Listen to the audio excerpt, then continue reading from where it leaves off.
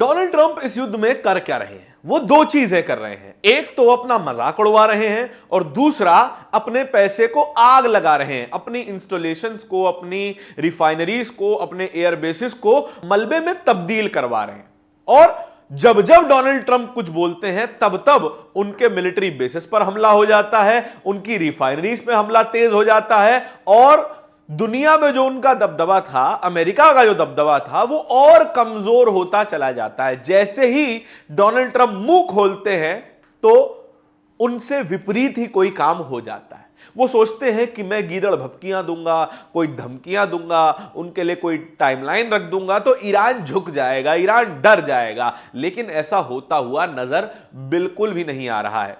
ये सब चीजें शुरू हुई थी 21 मार्च से, जब उन्होंने समय देना शुरू किया कि हम फलाने दिन का समय दे रहे हैं, 4 दिन, फिर 10 दिन, फिर 48 घंटा, फिर 7 दिन।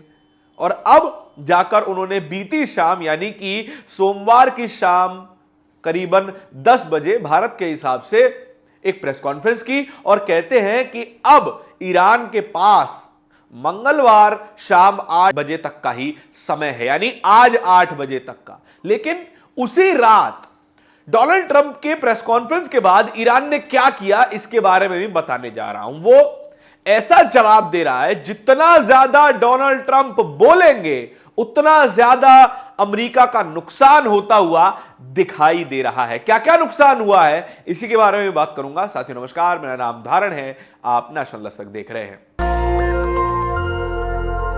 डोनाल्ड ट्रंप बोल रहे थे, प्रेस कॉन्फ्रेंस कर रहे थे, कह रहे थे कि हम आपको आखिरी मौका दे रहे हैं। सोमवार की रात करीबन 10:30 बजे डोनाल्ड ट्रंप लाइव आते हैं, प्रेस कॉन्फ्रेंस करते हैं। प्रेस कॉन्फ्रेंस में कई सारी बातें बोलते हैं।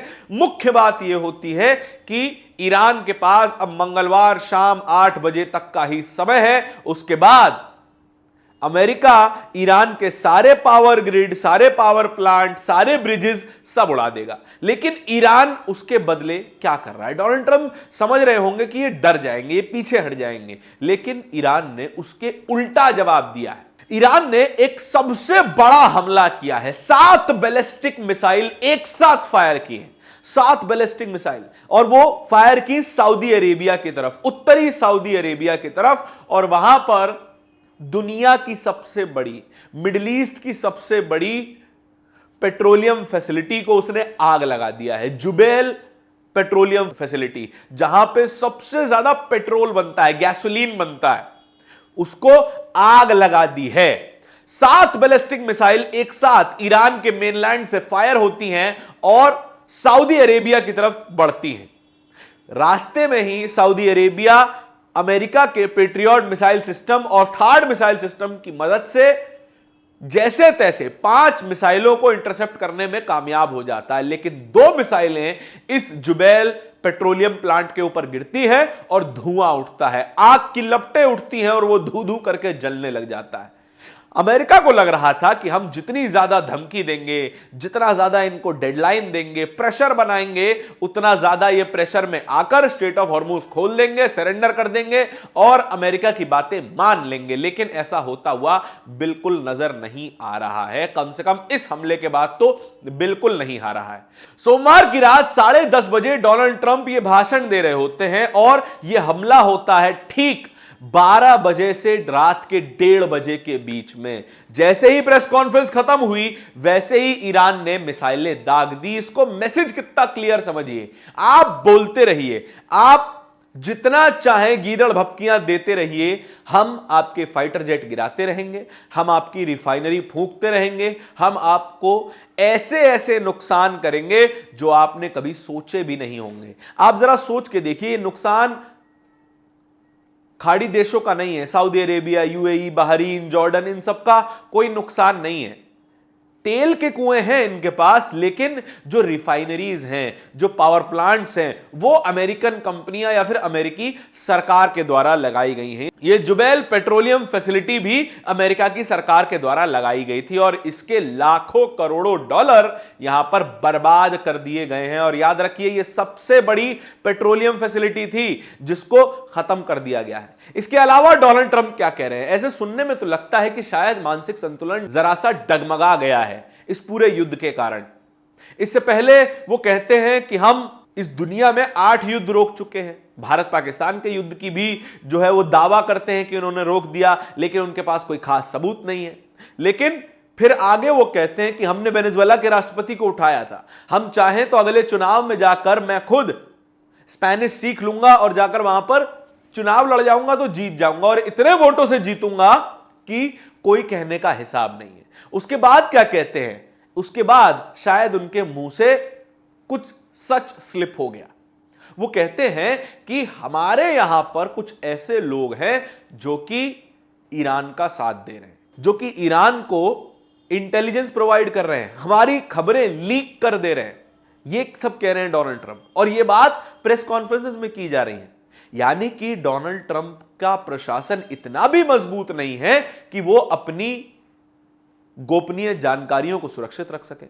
वो युद्ध क्या लड़ेंगे, ईरान को क्या हराएंगे, वो अपनी सरकार को नहीं बचा पा रहे, अपने अंदर की इंफॉर्मेशन को नहीं बचा पा रहे।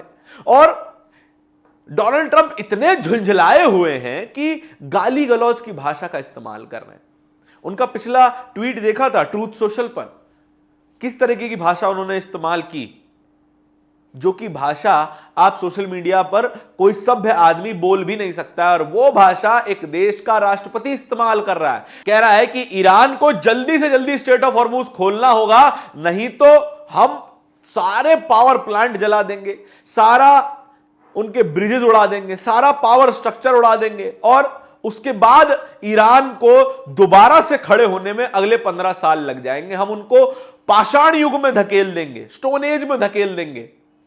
लेकिन अमेरिका की ये तमाम गीदड़ भभकियां ईरान के हर मिसाइल अटैक के बाद, ईरान के हर ड्रोन अटैक के बाद केवल और केवल चुटकुले मात्र दिखाई देते हैं। इसके अलावा शायद कुछ भी दिखाई नहीं दे रहा है। उसके अलावा डोनाल्ड ट्रंप क्या करवा रहे हैं, डोनाल्ड ट्रंप अपनी बेइज्जती भी करवा रहे हैं। जितना ज्यादा घटिया भाषा का इस्तेमाल डोनाल्ड ट्रंप कर रहे हैं, उतने ही ज्यादा ट्रोल हो रहे हैं। खैर, ट्रोल तो वो अपने देश में भी हो रहे हैं। लोग नो किंग्स प्रोटेस्ट कर रहे हैं, और जिस तरीके के पुतले डोनाल्ड ट्रंप के वहां पर दिखाई दे रहे हैं, जिस तरीके से लोग वहां पे प्रोटेस्ट कर रहे हैं, देखने में तो ऐसा लगता है किसी छुटभैया नेता के खिलाफ प्रदर्शन चल रहा है। लगता नहीं है कि ये राष्ट्रपति है किसी देश का। उसके अलावा ईरान जो ट्वीट कर रहा है, जो भाषा का इस्तेमाल कर रहा है, वो लगभग ऐसा ही है कि वो उन्हें कोई फर्क नहीं पड़ रहा डोनाल्ड ट्रंप चाहे जो बोले। डोनाल्ड ट्रंप कहते हैं कि स्ट्रेट ऑफ हॉर्मुज को खोल दो, और ईरान कहता है कि सॉरी सर, हम चाबी कहीं रख के भूल गए, हमने चाबी खो दी है, हम खोल नहीं पाएंगे इसको। यह है अमेरिका के राष्ट्रपति का मजाक, और ये वो राष्ट्रपति है जिसने अमेरिका को ही एक बड़े चुटकुले में तब्दील कर दिया है, बड़े मजाक में तब्दील कर दिया है। दुनिया की सबसे बड़ी मिलिट्री सोचिए, जिसके पास 11 युद्धपोत हैं, 8 लैंडिंग डॉक्स हैं, दुनिया के सबसे उन्नत फाइटर जेट्स हैं, दुनिया की लगभग सबसे बड़ी टेक्नोलॉजिकली एडवांस आर्मी है, वो दुनिया में मजाक बन के रह गई है। उसके 2 युद्धपोत लगभग निष्क्रिय हो गए। यूएसएस जराल्ड आर फोर्ड और यूएसएस अब्राहम लिंकन लगभग निष्क्रिय हैं, वहां से फाइटर जेट उड़ नहीं पा रहे हैं, और उड़ रहे हैं तो FA-18 सुपर हॉर्नेट की तरह गिरा दिए जा रहे हैं। उसके अलावा जो सबसे उन्नत फाइटर जेट है, 5th जनरेशन फाइटर जेट है F-35 लाइटनिंग II, उसको भी गिराया जा रहा है। दुनिया में जो एयरफोर्स का दबदबा, जिस एयरक्राफ्ट के दम पे अमेरिका बनाए रखती है, F-15 स्ट्राइक ईगल, वो प्लेन भी गिराया जा रहा है, उसके पायलट भी गिराए जा रहे हैं, उसके पायलट की ढूंढ मची हुई है। अमेरिका कह रहा है हमने रेस्क्यू कर लिया। रेस्क्यू करते हुए CH-130 गिर जाता है। वो गनशिप है, गनशिप कहा जाता है उसे, कि 2 बड़ी बड़ी कैनन लगी हैं उस एयरक्राफ्ट में, और वो एयरक्राफ्ट भी गिरा दिया गया है। वो उसका मलबा बचा है, राख बची और कुछ नहीं बचा। अमेरिका जितना ज्यादा बोलेगा, डोनाल्ड ट्रंप जितना ज्यादा बोलेगा, उतना ज्यादा नुकसान डोनाल्ड ट्रंप अपने देश का करवाएगा। उसके अलावा अमेरिका और इजराइल की जॉइंट स्ट्राइक में बुशहर के पास एक मिलिट्री बेस पर हमला किया गया है, और वो भी एक बड़ा हमला है। लेकिन इससे भी ईरान डरने वाला तो बिल्कुल भी नहीं है। इस पूरी खबर के बारे में आपके क्या विचार है कमेंट सेक्शन में बताइएगा जरूर। इस तरह की और भी खबरों को देखते रहने के लिए नेशनल दस्तक को सब्सक्राइब जरूर कीजिएगा। बहुत बहुत शुक्रिया। दस्तक की आपसे गुजारिश है कि अगर इसको बचाना चाहते हैं तो नेशनल दस्तक को सब्सक्राइब करने के लिए रेड कलर के सब्सक्राइब बटन को दबाएं, फिर बेल आइकन की घंटी दबाएं। नेशनल दस्तक को बचाने के लिए बहुत जरूरी है कि हर खबर को शेयर करें, लाइक करें, कमेंट जरूर करें।